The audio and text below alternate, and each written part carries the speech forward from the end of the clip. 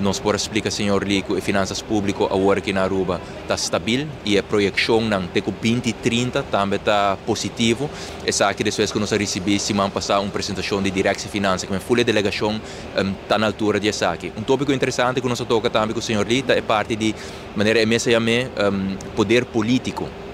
Então ela pensa que como país nunca não quer depender de poder político ajeno.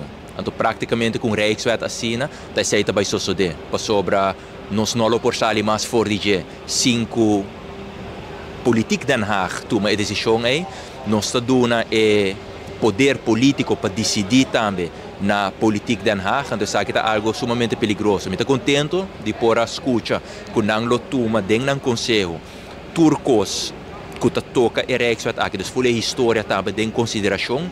E me serviço também como fração do movimento eleitoral do povo, mesmo que nós assim, no momento que é corro da riba mesa, nós busca conselho jurídico de professor holandês, riba em matéria e conselho que resulta de estar beneficioso para o país Aruba, sobre ela mostra poder e desbalance de poder de parte de Holanda.